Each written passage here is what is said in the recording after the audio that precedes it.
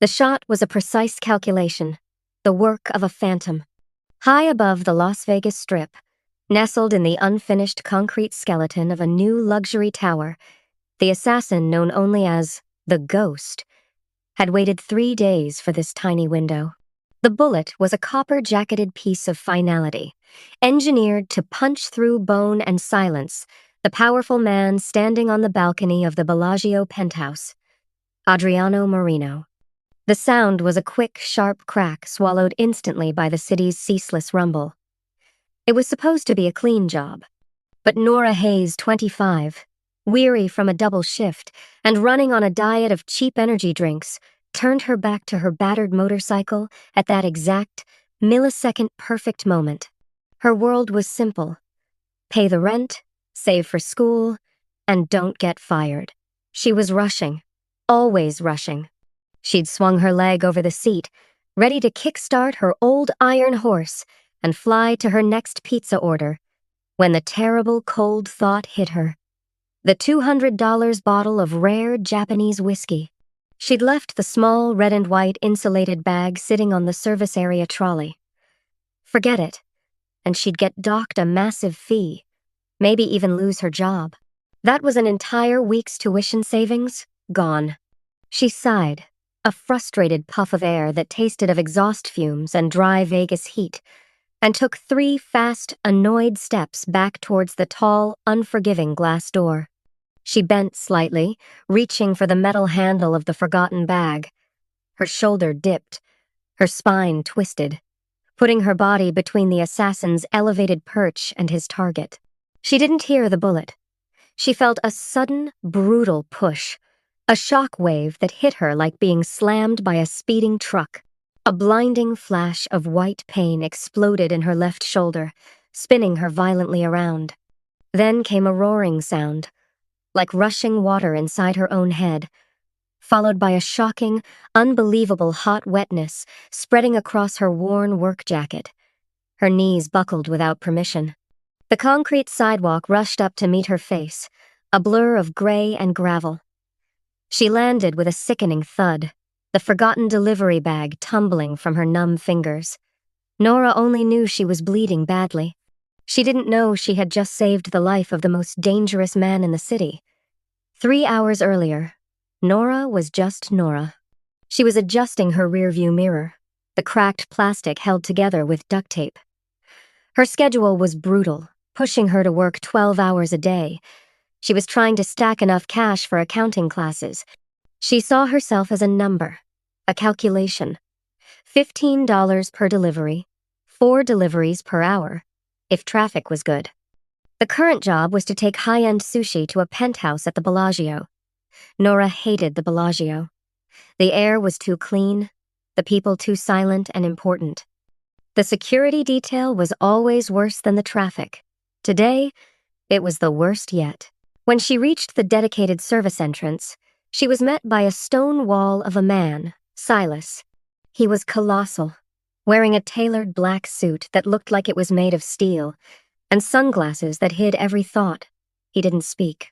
He just stared at her ID, then the sushi bag, then her face, and back again, his inspection methodical and dehumanizing. He led her up the elevator, his immense presence making the small space feel suffocating. Nora just wanted to drop the expensive fish and get back to the reliable, simple chaos of the streets. She made the drop-off to another stony-faced man inside the suite and bolted. She had to rush. She was already mentally calculating the late penalty for the pizza run. She made it down, out of the lobby, and back to her bike. She put on her helmet, turned the key, and then she saw it. The small, insulated carrier, sitting just 10 feet away on the little metal table outside the service door. That $200 whiskey. She cursed under her breath. A tired, defeated sound. Every bone in her body screamed at her to forget it, to take the fine and move on. But that money mattered. Too much. With a final, weary sigh, Nora Hayes took 3 steps back toward the door and into the path of a speeding bullet. The shot rang out just as Adriano Marino stepped out onto the balcony, looking at the city lights. But Nora's tired decision had created an unbreakable shield, one made of human flesh and a forgotten delivery bag. The bullet meant for the boss tore through her shoulder instead. The sound of a flatline monitor cutting to a sharp, high-pitched ringing. Visual of Nora's face, pale and still, with quick, professional hands working over her. The world around Adriano Marino was built on absolute control and ruthless foresight. He was accustomed to calculating risks, but this was a variable he hadn't accounted for. Sheer, random luck. He had watched the bullet hit the slight frame of the delivery girl instead of his own chest. The brief, horrific sound of her body hitting the pavement made a cold, immediate decision for him. He owed her. Silas, moving with a terrifying speed that defied his size, was already at the door. He didn't call for an ambulance. That was for the public. A high-profile shooting at the Bellagio involving a foreign power player would bring a hurricane of police, FBI, and unwanted attention. Adriano's presence in Las Vegas was a delicate, ultra-secret move to finalize a major deal. Exposure was weakness. Before anyone else in the hotel could react, Silas had scooped Nora up, her light body limp and bleeding, and rushed her to a waiting, unmarked vehicle. They drove not to a hospital, but to a pristine, heavily fortified structure masquerading as a high-end medical spa on the outskirts of the city. This was Adriano's private black site clinic, fully staffed with highly paid, extremely discreet surgeons. As they worked on Nora, removing the bullet fragments and sealing the wound, Adriano stood in the observation room. He watched the monitors, his face devoid of emotion but his mind churning. He was a man of ancient, ironclad codes. The first code was simple, a life for a life. She had taken a death meant for him. Now, her life belonged to him, not as a possession, but as an irrevocable responsibility.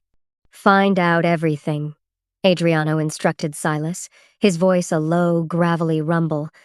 "Every debt, every habit, every relationship. Is she a plant? A setup? I want to know who she truly is." Silas returned an hour later with a digital file so thin it was almost comical. Nora Hayes was nobody, a high school graduate. No contacts in Italy, no ties to rival families, no hidden agenda.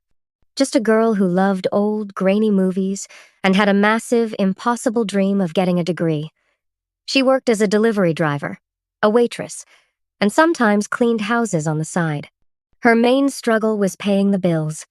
She had absolutely no idea who Adriano Marino was. She wasn't a hero. She was just broke and forgetful. Adriano stared at her blurry ID photo. Most people in his orbit were drawn to him by power, fear, or greed. Nora Hayes was drawn to him by a forgotten delivery bag. This innocence, this pure, normal life she lived, was the ultimate twist. It cemented his vow. He was already the subject of a relentless hunt by a rival family. Now he had a new, vulnerable target to protect. He would turn his vast, lethal machine, his network, his intelligence, his killers into a wall around her. His first priority, however, was to silence the person who pulled the trigger.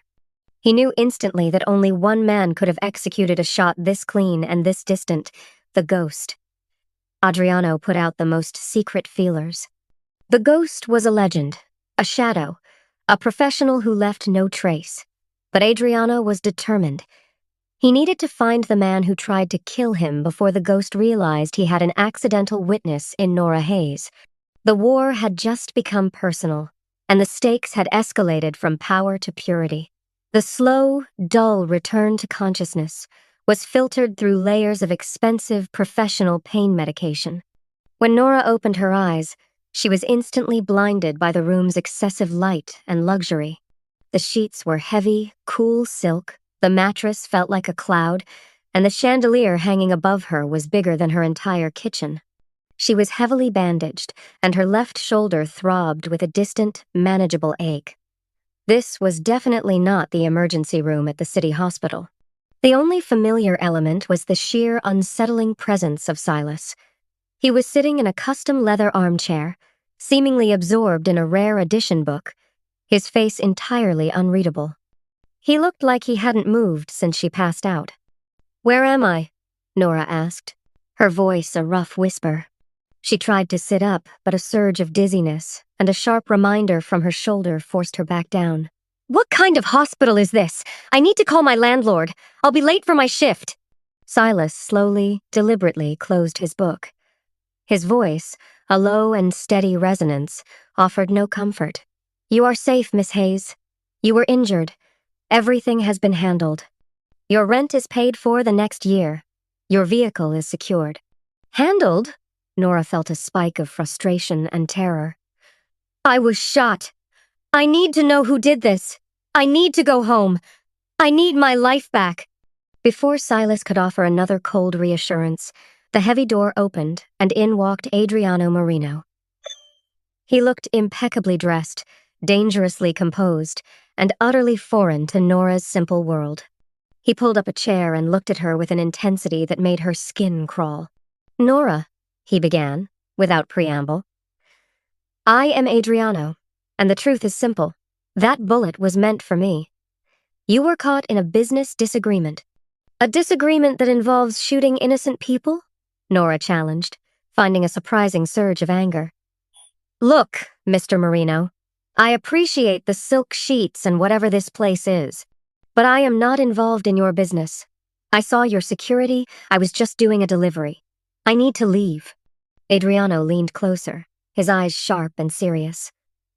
"The moment you took that bullet, you became involved. You saw the shooter's vantage point. You are now the only witness to a very high-level assassination attempt.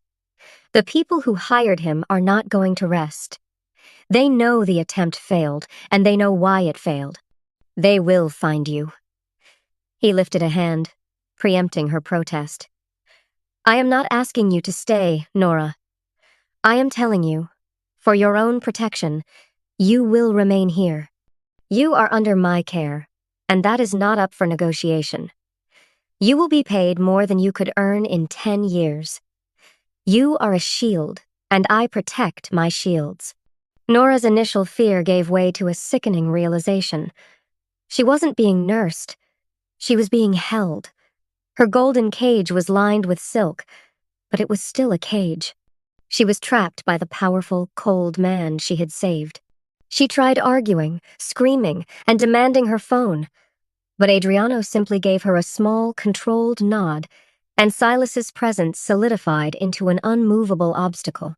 Meanwhile, the man responsible for the chaos, the ghost, was receiving a very unpleasant call. The rival family who had hired him was furious. They saw the missed shot as not just a failure, but as Adriano's way of taunting them. They believed the girl was some kind of setup, an elaborate feint. Desperate to finish the job and salvage their own standing, they put out a fresh, enormous bounty, $1 million, for the girl who saved Adriano. The ghost realized his error. Nora Hayes wasn't a random civilian. She was the only living person who knew exactly where he had been hidden. He knew he had to eliminate her, and fast, before Adriano's extensive network closed in. The hunted professional was now being hunted himself, and the only way out was to find Nora first.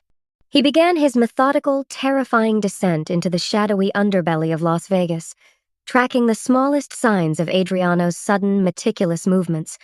The net around Nora was getting impossibly tight.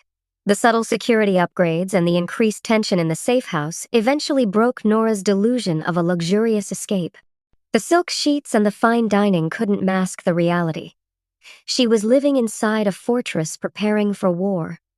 Her captivity had become less about recovery and more about survival. Late one evening, Adriano appeared, his face etched with grim determination. He didn't bother with pleasantries. "The bounty has been placed," he stated flatly. "My rivals believe that by hurting you, they can draw me out or weaken my resolve. They have broadcast your description and the reward to every lowlife and hired gun in this city. You are no longer just a witness, Nora. You are the bait." The word bounty hit Nora like a physical blow. It was the word of movies and wanted posters. not a 25-year-old delivery driver trying to finish her night shift. The reality of the scale of this war crashed down on her. The people who wanted Adriano dead were willing to pay a fortune to see her dead. Adriano was already in motion. "We are moving. Now." This move was different from the last. It wasn't to another luxurious safe house. Silas and two other heavily armed men put Nora into the back of a black-armored SUV. They took a long, circuitous route, avoiding all major roads and looping through deserted desert stretches before arriving at a grimy, aging casino on the edge of the strip. It looked neglected, tired, and completely ordinary, but the facade was a lie. The vehicle didn't stop in the parking lot. It drove down a newly constructed, reinforced concrete ramp that plunged deep beneath the earth. Nora was taken into an immense, brightly lit, and heavily guarded underground complex, a bunker that stretched for acres. This wasn't a hiding spot. It was a command center. It was a sprawling network of communication desks, computer banks, private security forces, and a massive locked vault door. This was the real, secret heart of Adriano Marino's power in Las Vegas. "No one knows this place exists outside of my most trusted men," Adriano explained as he walked her through the metallic corridors. "It's shielded, secure, and has multiple escape routes. You will stay here. You will not leave your designated area." Nora's emotional low point hit rock bottom here. The terror was real, but now it was compounded by a crippling sense of being an object, a non-person.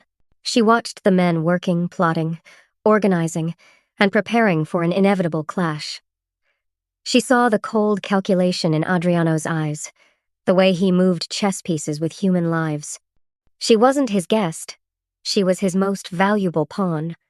"This isn't protection, Adriano," she whispered, her voice cracking with defeat. "This is a prison. You saved my life, but now you own it. I just want to go back to my bike and my simple, stupid problems." Adriano stopped, his gaze fixed on her. "I saved your life because you took a bullet meant for me. I own that debt, and I will pay it in full. Your life is safer here than anywhere on Earth, Nora. The only way you get your life back is if I eliminate every single threat to my existence. And until then, you stay put." His tone was final. Meanwhile, the ghost was not deterred by the bounty hunters. He had a professional pride, and the bounty was secondary to his failure. He was tracking Adriano's movements with meticulous patience. He saw the high-security convoy disappear into the seemingly mundane casino.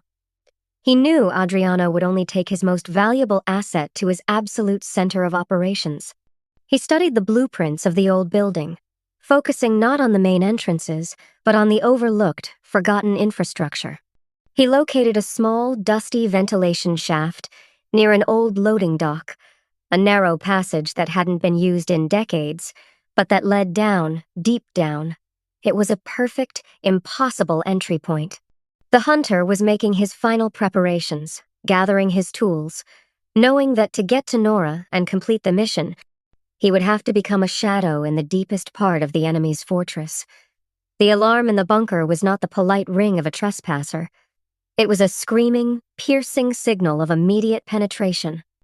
The ghost had successfully navigated the tight, dust-choked ventilation system and dropped silently into the storage area adjacent to the main command center. He moved with the practiced grace of a viper, a silenced pistol and a razor-sharp combat knife his only tools. He was inside the heart of the Sicilian lion's den, and his target, Nora, was only steps away. Silas, however, was waiting. The big man was not a guard. He was a living counter-intelligence system. He sensed the minute change in the air pressure, the faint scraping sound lost to the bunker's hum.